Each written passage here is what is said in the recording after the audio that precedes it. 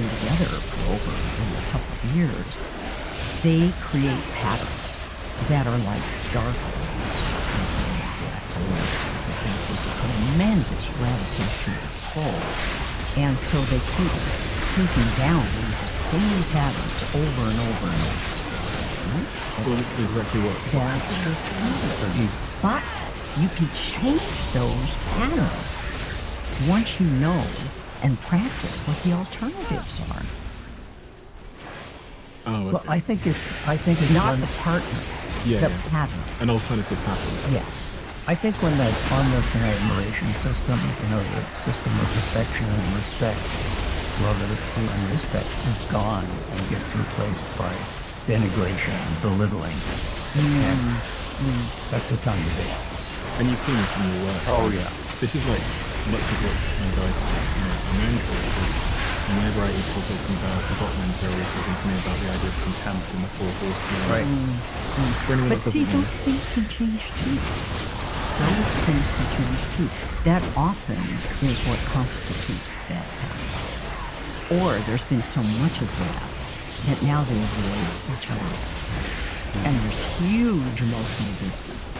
what are the four horsemen then before we talk about how we would go about changing, if possible, these things? Now, for anyone that doesn't know, how you found these four horsemen? Well, Bob Levinson and I, when we were doing our research, the first thing we looked at was what's the ratio of positive to negative emotion in a conversation. How did you conduct this experiment? Really just observing couples talking about how their day went. How do you And do the day, Bring them into the lab. First of all, What's the lab? the lab was a room where they sat facing one another. There were video cameras here and there that were focused on each individual and their faces and their body language.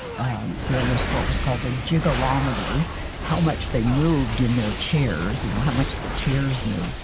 Physiological knowledge, what was happening to their heart rate, was blood velocity, respiration, conduction.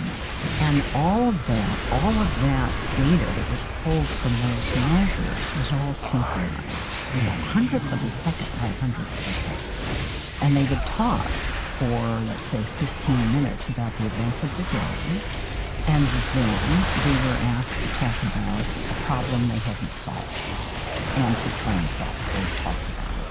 So that's in convo. And Then a positive comment. and then a positive convo. Or in the apartment lab, they just hung out for 12 hours before they went to sleep. And the cameras would roll while we collected physiological data. So that ratio. Spied on it. Huh? You really spied. We spied on them, right? Except they knew they were busy. Yeah. And For 12 hours, you watch them just sort of chill and hang out together. that's right. How many couples? 130. And how many couples have been in the lab in total? 3,000. 3,000. Yeah. And they were followed, so then they'd be brought back every Every- couple of years, Right. to see, How the relationship changed. right.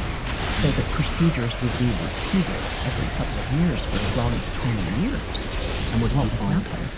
So that initially that ratio of positive to negative interaction, even talking about how the day went, or especially during conflict, for people who were in happy, stable relationship, it averaged 5 positives for every negative. Positives about the other person or about No, just positive emotion, like Let's describe positives. So a positive can be nodding your head. It can be smiling. It can be asking a question, affection, humor, validation, showing interest. interest in the other person. Negative would be anger, irritability, disappointment, hurt, disgust, contempt. Shared humor was another big positive that turned out to be very important. So that ratio of positive to negative averaged 5-to-1 in relationships that were stable and happy. During And conflict. During conflict.